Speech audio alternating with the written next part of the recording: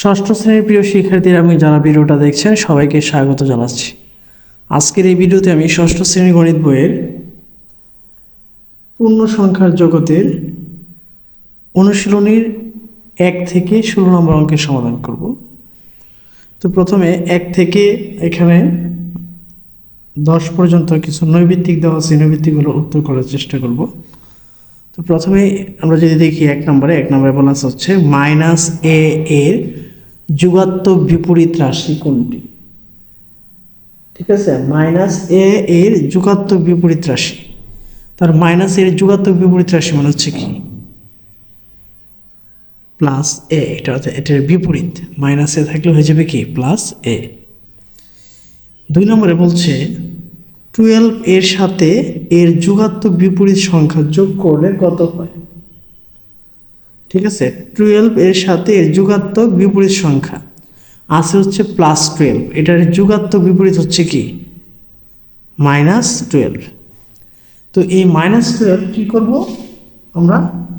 এই 12 এর সাথে যোগ করব। তাহলে আমরা এইভাবে লিখতে পারি, সুতরাং +12 আর হচ্ছে কি -12, তাহলে +12 -12 মিলে কি হয়ে যাবে 0, অর্থাৎ 2 নম্বরের আনসারটা হয়ে যাবে হচ্ছে 0।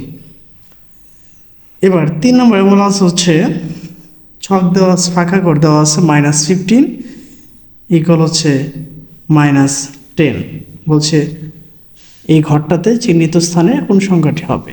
তো চিহ্নিত স্থানে কোন সংখ্যাটি হবে বিষয়টা হচ্ছে এরকম, -15 আর ওইদিকে আছে হচ্ছে -10, এখানে আছে খালি ঘর। তো এই খালি ঘরটা যদি আমরা এদিকে রাখি, তো ওই দিকে আমার ডাইন দিকে সংখ্যাটা হচ্ছে -10, এখান থেকে -15 ওইদিকে গেলে চিহ্ন পরিবর্তন হয়ে যাবে, অর্থাৎ পক্ষ পরিবর্তন করলে চিহ্ন পরিবর্তন হয়, তাহলে হয়ে যাবে হচ্ছে +15।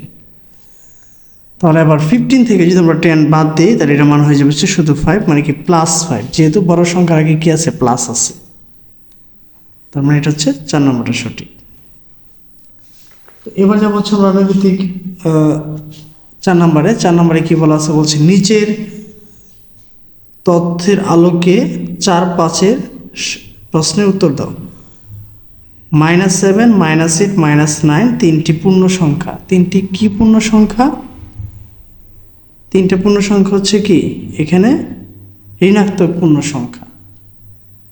তো 4 নম্বরটা একটা আমরা দেখব, বলছে প্রথম সংখ্যার সাথে দ্বিতীয় সংখ্যার যুগাত্মক বিপরীত সংখ্যা যোগ করলে কত হয়? প্রথম সংখ্যার সাথে প্রথম সংখ্যাটা আছে হচ্ছে এখানে -7। এবার -7 এর সাথে বলছে দ্বিতীয় সংখ্যার যুগাত্মক বিপরীত, দ্বিতীয় সংখ্যাটা এখানে আছে হচ্ছে -8, তাহলে -8 যদি যুগাত্মক বিপরীত করি তাহলে হয়ে যাবে কি +8, এবং এটা সংখ্যাগুলো যোগফল করতে বলছে, তার মানে +8 আমরা এখানে লিখি। তাহলে -7 আর +8 যদি আমরা একত্রে যোগ করি, তাহলে যোগ করলে এখানে বড় সংখ্যার আগে অবশ্যই প্লাস চিহ্ন আছে, তার মানে +8 থেকে যদি 7 চলে যায় তার মানে কি +1। এবার 5 নম্বরে যদি দেখি, 5 নম্বরে কি বলছে যে প্রথম ও তৃতীয় সংখ্যার যুগাত্মক বিপরীত সংখ্যার যোগফলের সাথে দ্বিতীয় সংখ্যা যোগ করলে যোগফল এ হলে এ থেকে কি বড় হয় না ছোট হয়, এগুলো আমাকে দেখতে হবে। তাহলে প্রথমে আমরা এখানে খেয়াল করি যে প্রথম সংখ্যাটা এখানে কত আছে? প্রথম সংখ্যা ছিল হচ্ছে -7, -7 এর যুগাত্মক বিপরীত হচ্ছে এখানে +7। আবার অপর দিকে এই যে -9 এর যুগাত্মক বিপরীত হচ্ছে কি +9। এটার যোগফলের সাথে দ্বিতীয় সংখ্যা যোগ করার জন্য বলছে, এটার যোগফলের সাথে সাথে যদি আমরা দ্বিতীয় সংখ্যাটা যোগফল করি, দ্বিতীয় সংখ্যাটা আমরা এখানে প্লাস দিয়ে -8 দিয়ে দিই, তাহলে আমরা কী দাঁড়ায়? আমি যদি দেখি এখানে যে 7 + 9 হচ্ছে 8, অর্থাৎ 7 আর 9 হচ্ছে 16, 16 থেকে যদি আমাদের 8 চলে যায় তাহলে থাকে হচ্ছে এখানে 8। এই 8 হচ্ছে +8, যেটা হচ্ছে কি আমার এখানে ধনাত্মক পূর্ণ সংখ্যা। ঠিক আছে, এটা হচ্ছে আমাকে ধনাত্মক পূর্ণ সংখ্যা, এবং এই 8 সংখ্যাটা আমাকে এখানে বলছে যে এর যোগফল এ হলে, তাহলে এটা এখানে মূলত কি বলছে?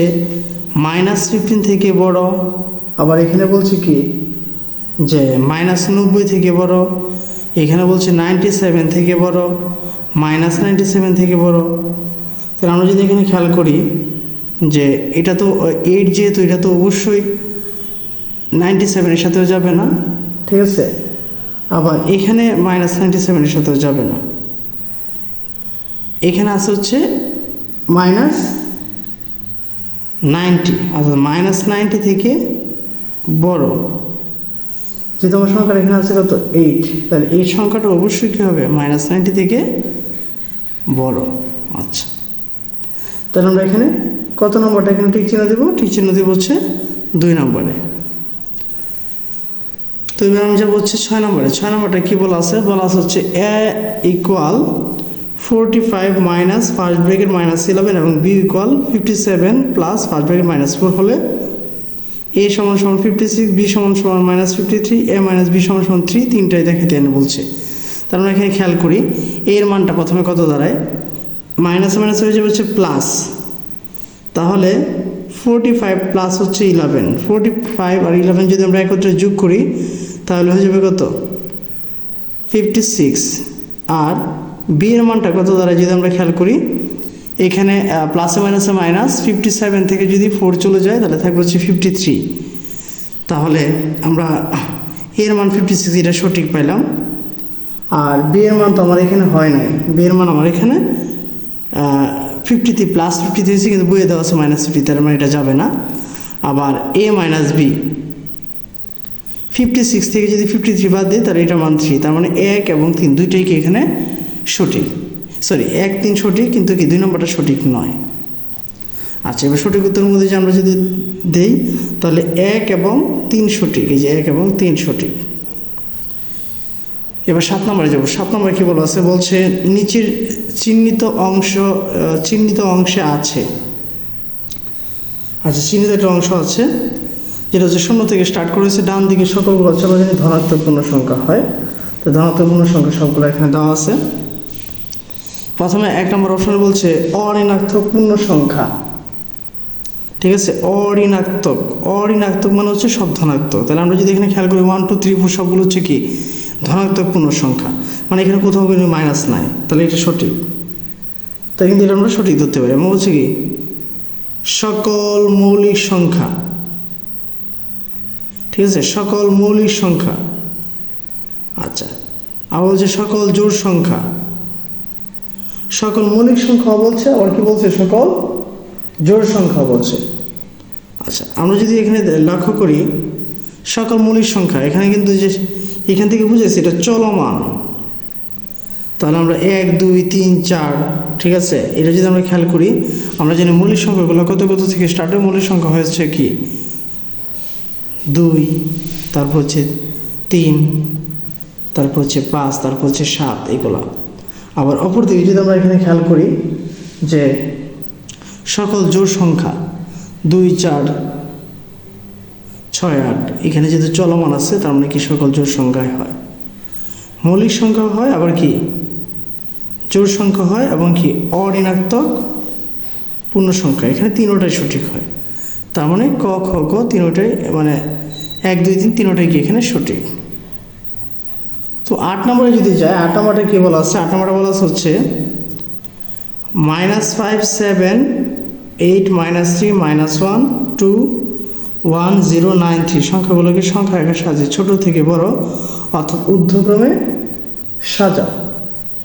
ঠিক আছে, আমরা যদি ঊর্ধ্বক্রমে সাজাইতে হয় তাহলে ঊর্ধ্বক্রম হচ্ছে কি এখানে ছোট থেকে বড়। তাহলে আমরা যদি খেয়াল করি এখানে সব থেকে ছোট সংখ্যা হচ্ছে -5, তারপর হচ্ছে -3, তারপর হচ্ছে কি -1, এবং তারপর হচ্ছে কি 0, এরপর হচ্ছে 1 2 3 7 8 9। তাহলে আমরা যদি একটা সংখ্যা রেখা এখানে আঁকি, সংখ্যা রেখা যদি একটা অঙ্কন করি, আমি এখানে একটা সংখ্যা রেখা অঙ্কন করতেছি কিছু চিহ্নিত করার জন্য। যেমন আমি যদি এখানে 0টা এখানে দিই,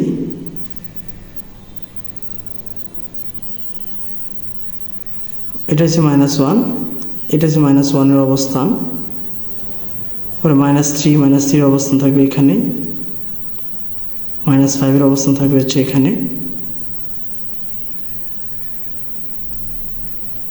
অর্থাৎ আমি যদি এখানে লিখে দিই, এটা হচ্ছে 1, এটা হচ্ছে 2, এটা হচ্ছে 3, এটা হচ্ছে 4, এটা হচ্ছে 5, এগুলো হচ্ছে মাইনাস মান। ঠিক আছে, সবগুলো মাইনাস মান।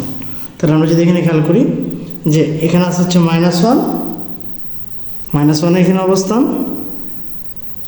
আর হচ্ছে কি -5 অবস্থান। আর যদি আমরা ওইভাবে দেখি এখানে হচ্ছে +1, তাহলে যে +1 অবস্থান ধরে নিলাম হচ্ছে এখানে। তারপর হচ্ছে 2, এই যে 2 এর অবস্থান হচ্ছে এখানে। তারপর হচ্ছে 3 অবস্থান হচ্ছে এখানে। তারপরে আবার কি আছে 7 এটা, তাহলে আমি এইভাবে যাবো হচ্ছে 4, 5, 6, 7, এই যে 7 ধরলাম হচ্ছে এখানে। তারপরে ধরলাম 8, তারপরে ধরলাম হচ্ছে কি 9। ঠিক আছে, এই হচ্ছে আমার এখানে সংখ্যা রাখার অবস্থানগুলো। অর্থাৎ 0 এর বাম দিকে আসবে হচ্ছে সকল ঋণাত্মক, 0 এর ডান দিকে যাবে হচ্ছে সকল ধনাত্মক সংখ্যা। এবার বলছে এখানে বলতেছে নিম্নে প্রদত্ত সংখ্যাদ্বয়ের মধ্যবর্তী পূর্ণ সংখ্যার মানের ঊর্ধ্বক্রমে লেখো। মানে কি বলছে যে নিম্নের প্রদত্ত সংখ্যাদ্বয়ের মধ্যবর্তী পূর্ণ সংখ্যার মানের ঊর্ধ্বক্রমে লিখো।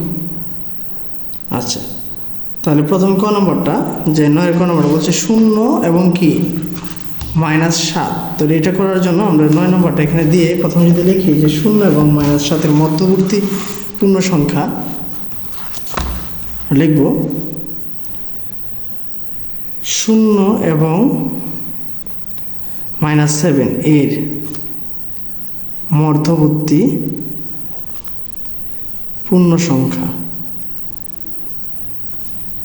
ঠিক আছে, মধ্যবর্তী পূর্ণ সংখ্যাগুলো কত কত আসে, তাহলে আসবে হচ্ছে -6, -5, -4, -3, -2, -1, আর তো কিছু এখানে আসে না, পরে এসে পড়ে 0। তো হচ্ছে 0 থেকে 7। আবার বলে দিচ্ছে হচ্ছে কি -4 এবং কি 4 খ নম্বরে। তাহলে খ নম্বর দিয়ে আমরা লিখতে পারি -4 এবং কি 4। তাহলে -4 এবং 4 এর মধ্যে যে মধ্যবর্তী যে সংখ্যাগুলো, এগুলো কি আছে -3, -2, -1, তারপর আছে হচ্ছে কি 0, তারপর আসবে হচ্ছে 1, তারপর আসবে হচ্ছে 2, তারপর হচ্ছে কি 3, এর মধ্যবর্তী পূর্ণ সংখ্যাগুলো। এবার যদি আমরা গ নম্বরে দেখি, গ নম্বরে কী কী সংখ্যার মধ্যবর্তী বলছে 0 এবং 7, মানে 0 এবং 7। তো 0 এবং 7 এর মধ্যবর্তী পূর্ণ সংখ্যাগুলো যদি আমরা খেয়াল করি, মধ্যবর্তী পূর্ণ সংখ্যাগুলো হচ্ছে 1, 2, 3, 4, 5, 6। ঠিক আছে, এর মধ্যবর্তী পূর্ণ সংখ্যা। ঠিক আছে, এটা আমরা এবার লিখে নিতে হবে, লিখে নিলে আমাদের জন্য সহজ হবে। তো এবার যদি আমরা ঘ নম্বরের দিকে তাকাই, ঘ নম্বরে কি বলছে 30 এবং -23 এর মধ্যে মধ্যবর্তী সংখ্যা, মানে 30 এবং -23 এর মধ্যবর্তী পূর্ণ সংখ্যা। ঠিক আছে, তাহলে 30 থেকে 30 এবং কি আছে -23, তাহলে -23 থেকে যদি আমরা প্রথমে এইভাবে আসতে থাকি, তাহলে প্রথমে আসবে কি -22,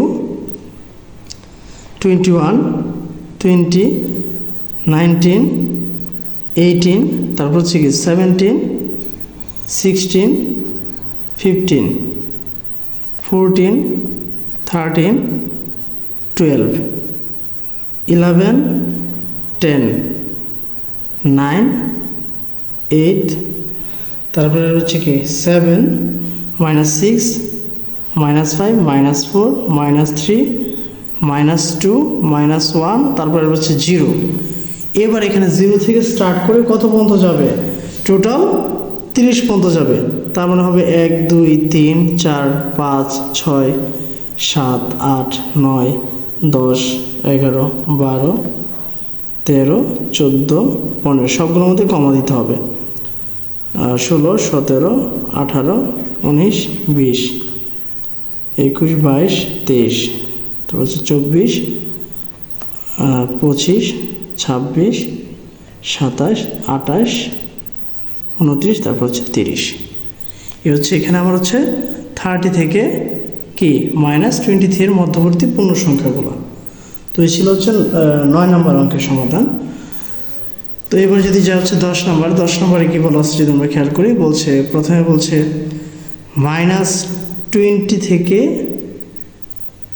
বড় 4টি ঋণাত্মক পূর্ণ সংখ্যা লিখো, যেগুলো কি -20 থেকে বড়। তাহলে -20 থেকে বড় 4টি ঋণাত্মক সংখ্যা হচ্ছে -19, -18, তারপর হচ্ছে কি -17, -16। এই হচ্ছে এখানে 4টি সংখ্যা। ঠিক আছে, তো এরপরে যদি আমরা যাই, এরপর এখানে বলছে হচ্ছে -10 থেকে ছোট 4টি ঋণাত্মক পূর্ণ সংখ্যা। ঠিক আছে, তাহলে আমরা লিখতে পারছি -11, -12, -13 এবং কি -14। এবার 10-এর গ নম্বরটা যদি খেয়াল করি, 10-এর গ নম্বরটা বলা হচ্ছে -10 এবং -5-এর মধ্যবর্তী 4টি ঋণাত্মক পূর্ণ সংখ্যা লিখো। মধ্যবর্তী 4টি ঋণাত্মক পূর্ণ সংখ্যা যেটা হচ্ছে কি -10 এবং কি -5-এর মধ্যবর্তী, তাহলে এগুলো আসবে কি -9, তারপরে হচ্ছে -8, তারপরে হচ্ছে -7, তারপরে হচ্ছে -6। তো এই ছিল হচ্ছে তোমাদের গণিত বইয়ের অনুশীলনী 1 থেকে 10 নম্বর পর্যন্ত অঙ্কের সমাধান। তো পরবর্তী ভিডিওতে আমি 11 থেকে 16 পর্যন্ত বাকি অঙ্কগুলো সমাধান করব। আর ভিডিওটি যদি তোমাদের কাছে ভালো লেগে থাকে তাহলে চ্যানেলটাকে অবশ্যই সাবস্ক্রাইব করবে এবং ভিডিওটি সবার মাঝে শেয়ার করবে। ধন্যবাদ সবাইকে এতক্ষণ ভিডিওটি মনোযোগ দিয়ে দেখার জন্য।